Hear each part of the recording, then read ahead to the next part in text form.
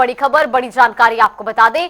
इस वक्त की बड़ी खबर, वित्त मंत्री निर्मला सीतारमण ने आज बजट पेश किया है। बजट में मिडिल क्लास के लिए बड़े ऐलान किए गए। अब 12 लाख तक की आय पर कोई टैक्स नहीं देना होगा।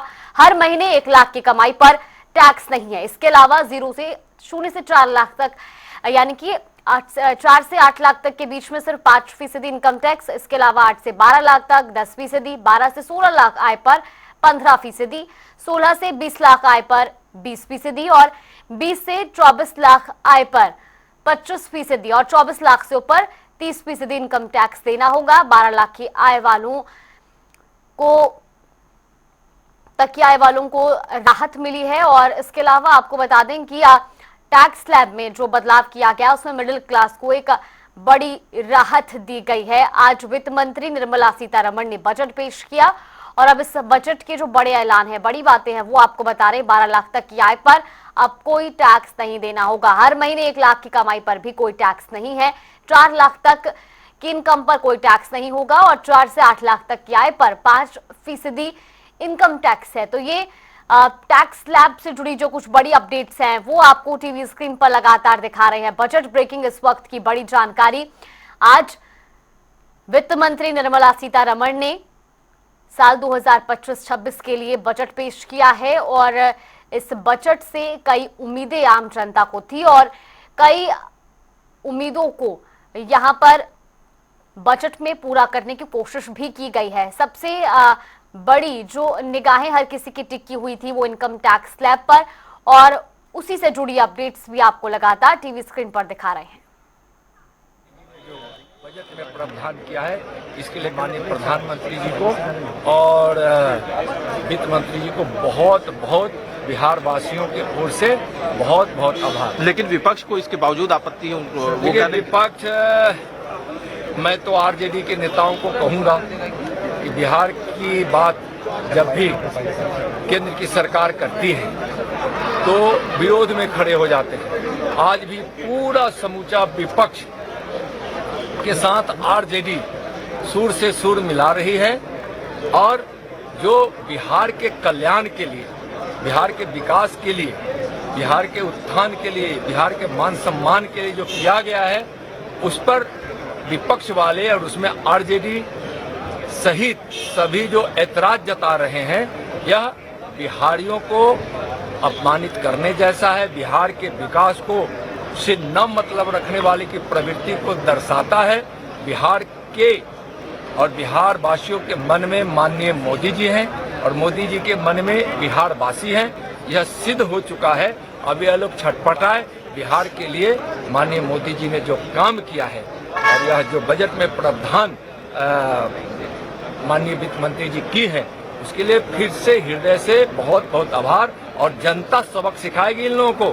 बिहार के विकास के लिए मोदी जी की सरकार जो प्रावधान की है उसके खिलाफ में खड़ा होना आरजेडी, कांग्रेस, कम्युनिस्ट वालों को और सभी विरोधियों को बिहार में पता चल जाएगा। 2025 का जो चुनाव आने वाला है, जनता उसमें इन लोगों को सबक सिखाएगी। सर, मैं तो बजट पेश होने के बाद अब तमाम तरह के बयान आप सुन रहे हैं। पक्ष और विपक्ष के नेताओं की प्रतिक्रियाएं सामने आ रही हैं। एक तरफ जहां सत्ता पक्ष के जो नेता हैं वो बजट को जनता का, आम जनता का बजट बता रहे हैं, तो वहीं विपक्ष के नेताओं के अभी भी कई सवाल इस पर हैं।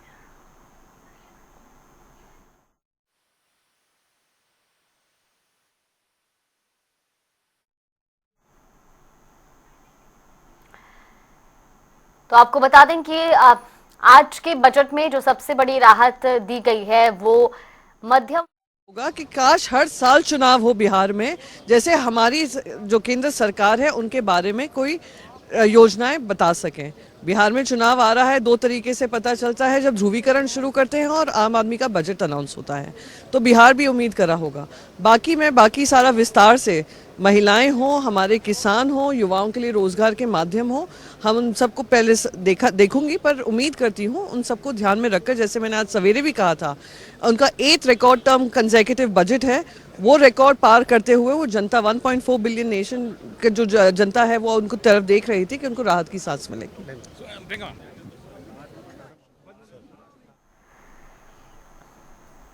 तो देखिए ये प्रतिक्रियाएं आप सुन रहे हैं तमाम नेताओं की तरफ से, जो बजट को लेकर के प्रतिक्रियाएं सामने आ रही हैं। और फिलहाल ये तस्वीरें भी आपको दिखा रहे हैं संसद भवन परिसर की तस्वीरें है, जहां पर तमाम नेताओं की बजट को लेकर प्रतिक्रियाएं सामने आनी शुरू हो गई हैं। Hello, how are you? Good, how are you? We'll catch up sometime. ये कॉमन मैन का बजट है। अभी तक सिर्फ आलोचना विरोधक कर रहे थे कि कॉमन मैन के लिए क्या है ये बजट में। आज कॉमन मैन के लिए पूरी तरीके से ये बजट दिया गया है। हर सेक्टर इसमें कवर किया गया है। किसान इसमें कवर किए गए हैं, स्टूडेंट्स इसके कवर किए गए हैं, हेल्थ केयर इसमें कवर किया गया है। मिडिल क्लास सबसे बड़ी राहत कि 12 लाख तक कोई भी टैक्स उन पर नहीं लगेगा। मुझे लगता है कि ये बहुत बड़ी पहल सरकार के ओर से है। मैं देश के प्रधानमंत्री नरेंद्र मोदी जी को और उसी तरीके से फाइनेंस मिनिस्टर जी को बहुत बहुत धन्यवाद अदा करता हूँ कि जो सबसे बड़ा घटक इस देश का मिडिल क्लास है उसको राहत देने का काम इस बजट के माध्यम से हुआ है। विपक्ष कह रहा है कि सिर्फ चुनावी राज का है बजट है, बिहार का विशेष फोकस किया गया है। अभी विरोध को, ऑपोजिशन को कुछ बचा नहीं है बोलने के लिए। तो मुझे लगता है कि अभी जिस तरीके से सरकार परफॉर्म कर रही है, काम कर रही है, गए 10 साल में जिस तरीके से मोदी जी के नेतृत्व में इस केंद्र सरकार ने काम किया है, इसलिए तीसरी बार लोगों ने चुन के दिया। और जो मिडिल क्लास सबसे ज़्यादा डिपेंडेबल ऑन सरकार पर है, उनको बड़ी राहत देने का काम आज सरकार ने किया है। जो अपोजिशन ने सोचा भी नहीं था, वो मास्टर स्ट्रोक जो है सरकार ने लगाया है।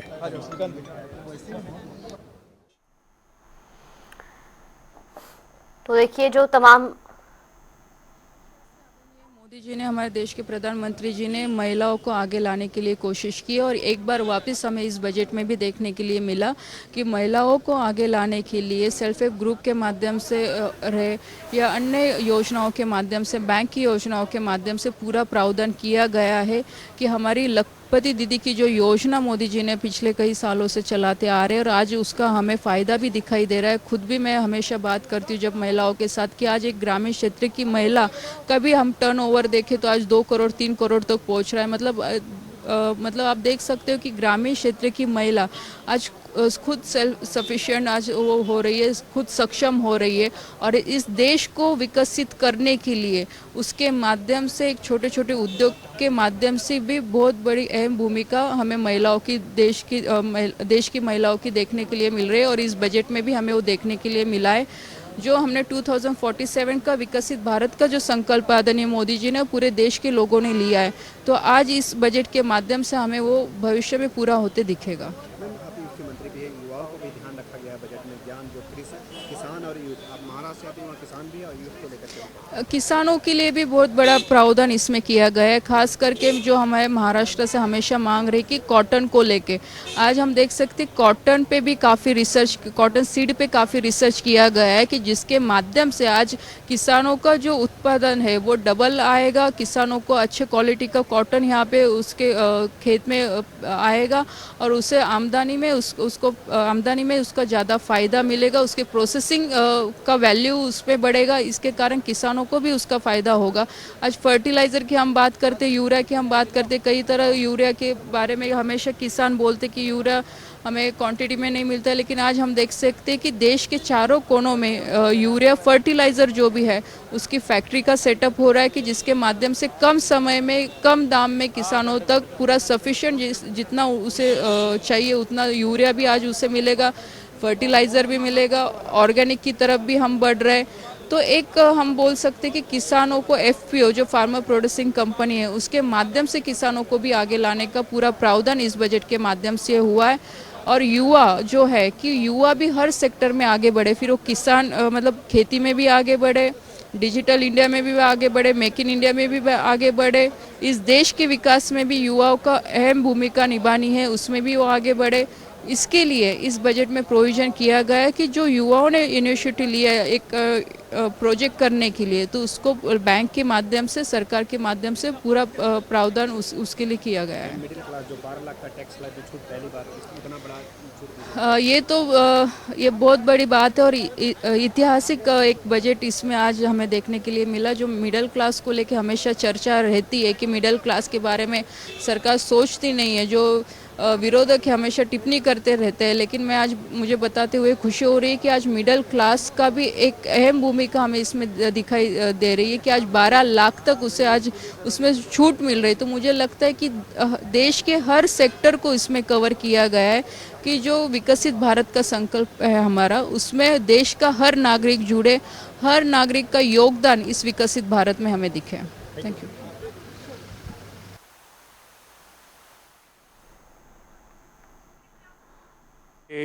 देश को आगे ले जाने वाला, कृषि पर फोकस किया गया है, गरीब आदमी पर फोकस किया गया है और मध्यम वर्ग को समर्पित बजट है ये। इनकम टैक्स में बड़े पैमाने पर छूट दी गई है मिडिल क्लास को ध्यान में रखकर। देखिए, निश्चित तौर पर ये मध्यम वर्ग को भारी राहत पहुंचाने वाला बजट है। जैसा देश के यशस्वी प्रधानमंत्री जी ने कहा था, इस देश के विकास में मध्यम वर्ग का बहुत बड़ा योगदान है। इस बार इसलिए जिस मध्यम वर्ग के कारण देश तेजी से आगे बढ़ रहा है, उसको बजट में कर में राहत देने का काम सरकार ने किया है।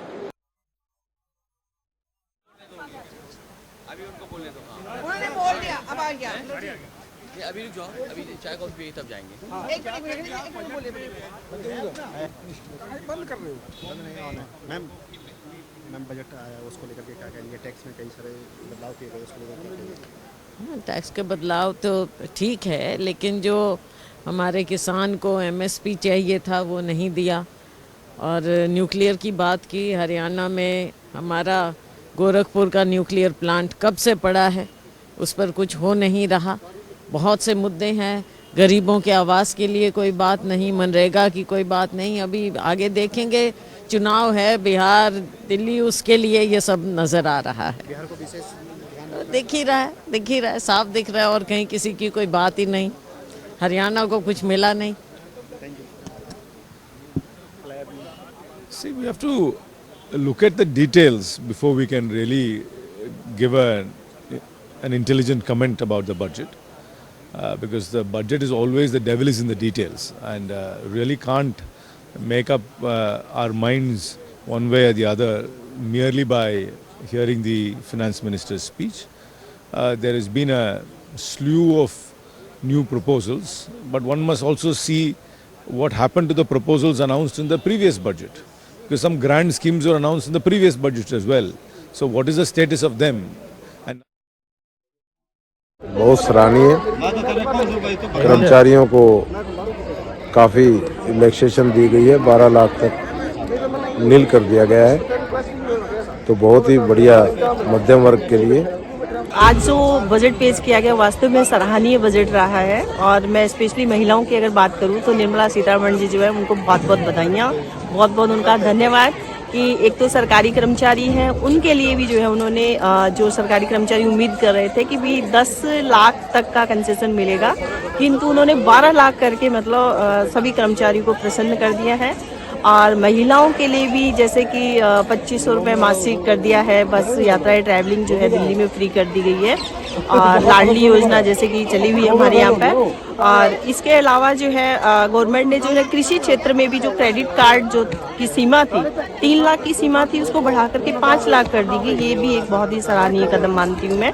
और इसके अलावा जो तुहर और अरहर की जो खेती है, उस पर स्पेशल इन दोनों दालों पर विशेष फोकस किया गया है कि इसकी उत्पादन में वृद्धि की जाए।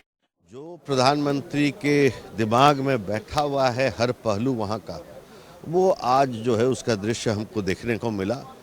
और उत्तर बिहार बाढ़ से जो प्रभावित रहता था, वो पिछले साल भी हमने देखा, जो घोषणा में वहाँ पर जो डैम बनाने के परियोजना को लेके जो कोसी का वो हुआ, और अब इस बार दक्षिण कोसी के किसानों के लिए जो हुआ है घोषणा आज, वो एक ऐतिहासिक कदम है।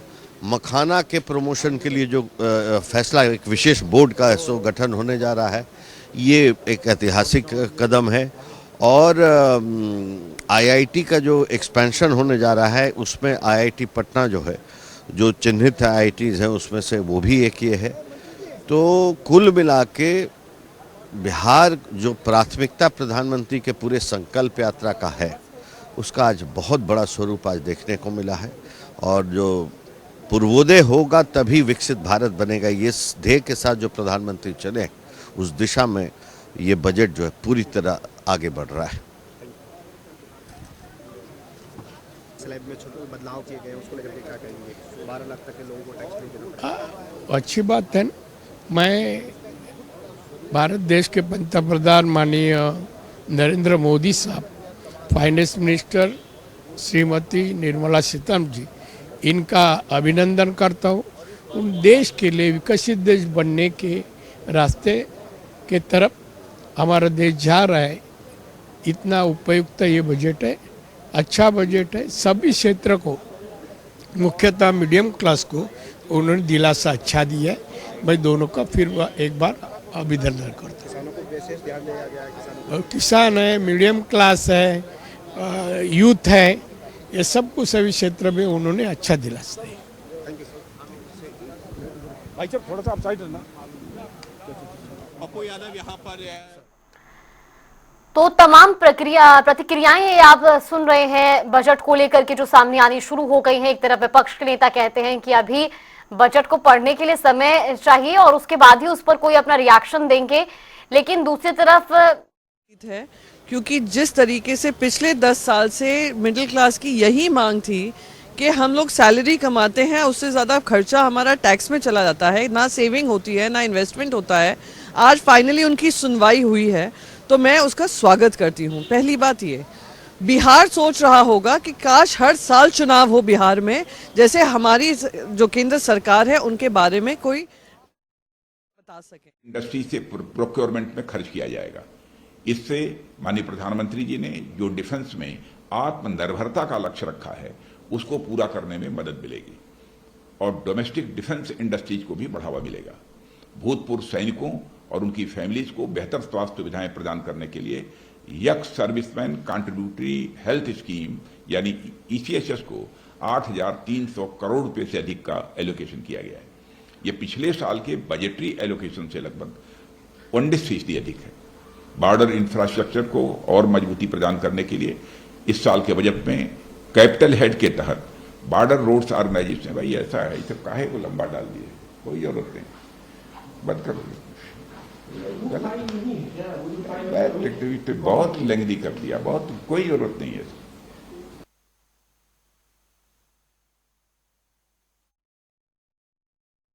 Not addressed. Where is investment coming from? We've seen a decline in foreign direct investment and we've seen no investment, no willingness on the part of the domestic. तो देखिए आम बजट पेश हो चुका है और बजट में इनकम टैक्स पेयर्स को बड़ी राहत मिली है। अब नौकरी पेशा लोगों को नई टैक्स रिजीम चुनने पर सालाना 12,75,000 तक की इनकम पर कोई टैक्स नहीं देना होगा। और आपको ये भी बता दें कि जो लगातार टैक्स स्लैब्स को लेकर आप अपडेट देख रहे हैं, 4 से 8 लाख के बीच में जो 5%, 8 से 12 लाख के बीच में जो 10% का इनकम टैक्स है उसको भी इस तरीके से तय किया गया है कि दूसरे और तीसरे टैक्स स्लैब में सरकार 87A के तहत इसे माफ कर देगी और इसके अलावा 75,000 का स्टैंडर्ड डिडक्शन भी मिलेगा। इस तरह से जो अब नौकरी पेशा लोग हैं उनको कुल 12,75,000 की आमदनी पर टैक्स फ्री हो जाएगा। जितने भी नागरिक हैं भारतवर्ष के लिए, उनके लिए स्वर्णिम दिन है। ये न केवल मध्यम आय वर्गीय के लिए एक वरदान सिद्ध हुआ है कि 10 लाख तक कोई टैक्स नहीं, और सबसे बड़ी चीज़ है कि 16 से 20 लाख तक केवल 20 लाख का, और 20 लाख से और 24 लाख तक केवल 25 लाख का टैक्स का जो स्लैब रखा है, ये बहुत बड़ा वरदान है। हमारा बजटीय घाटा कम हो रहा है, ये एक अच्छी बात है।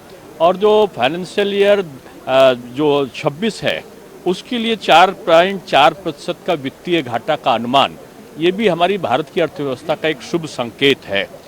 भारत में IIT की व्यवस्थाएं ठीक हो, 5 IIT को और बेहतर बनाना, 23 IIT में दोगुनी सीट को कर देना, साथ में AI का एक्सीलेंस सेंटर के लिए 500 करोड़ का दे देना, और सबसे बड़ी बात है कि स्वास्थ्य पे बहुत ध्यान दिया है।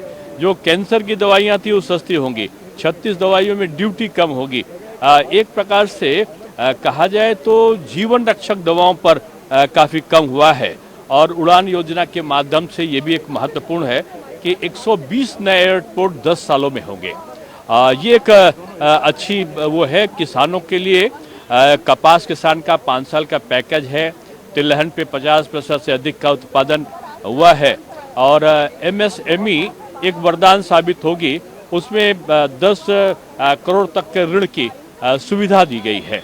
तो हम कह सकते हैं कि एक बैलेंस है किसानों के लिए, रक्षा के क्षेत्र में, अगर आप देखें स्वास्थ्य के क्षेत्र में और उच्च शिक्षा के क्षेत्र में, चारों चहुमुखी विकास का आधारशिला रखने वाला यह बजट महिलाओं के लिए, किसानों के लिए, युवाओं के लिए और उद्योगों के लिए ये एक अच्छा बजट है। बजट के दौरान ही जब समाजवादी पार्टी की तरफ से और बाकी अपोजिशन पार्टी की तरफ से वॉकआउट किया गया था महाकुंभ की घटना को लेकर, तो उस पर क्या? अब ये ऐसे लोग हैं जो कोई दुखद घटना होने का इंतजार करते हैं और फिर दुख में अपनी पार्टी का सुख तलाशते हैं।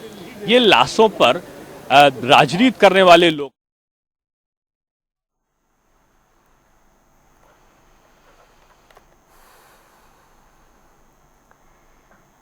तो बजट से जुड़ी लगातार ये बड़ी अपडेट्स और उसको लेकर के जो तमाम प्रतिक्रियाएं हैं वो आप सुन रहे हैं पक्ष विपक्ष के नेताओं की ओर से।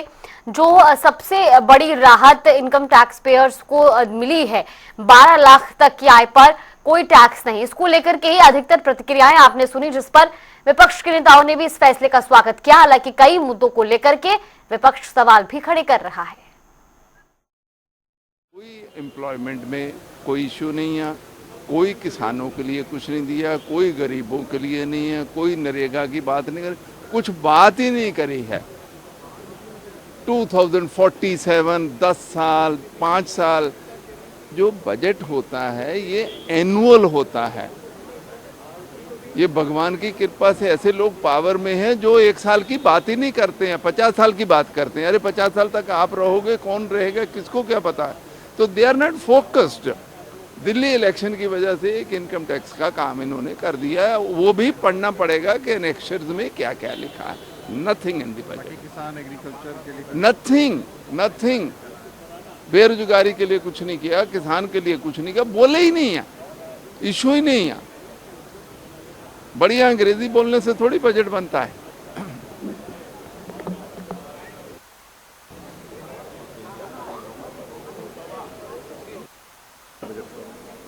देखिए, ये जो बजट हुआ है, आदरणीय प्रधानमंत्री जी ने जैसे बताया कि बजट आम आदमी का बजट है और जिसमें महिला, किसान, युवा इनके ऊपर ज़्यादा से ज़्यादा फोकस रखा गया और किसानों के ऊपर शुरू ही हुआ बजट किसानों की जो प्रधानमंत्री धन धान्य कृषि योजना के माध्यम से, जिसमें के द्वारा इस देश में ऐसे 100 जिले चुने जाएंगे जहाँ पे प्रोडक्टिविटी कम है और स्टेट गवर्नमेंट के साथ कोलैबोरेशन के माध्यम से वहाँ पे प्रोडक्टिविटी बढ़ाया जाएगा और वहाँ के किसानों की आमदनी बढ़ेगी। दाल के क्षेत्र में, पल्सेस के क्षेत्र में आत्मनिर्भर होने के लिए हमारी सरकार ने 5 साल की प्रोजेक्ट लाई है, जिसके द्वारा मसूर, उड़द ऐसे जो दाल है, इस दाल में जो किसान जो खेती करते हैं उनसे सरकार दाल खरीदेगी और इसमें आत्मनिर्भरता आएगी और हमारी सरकार इस तरीके से आगे बढ़ रही है।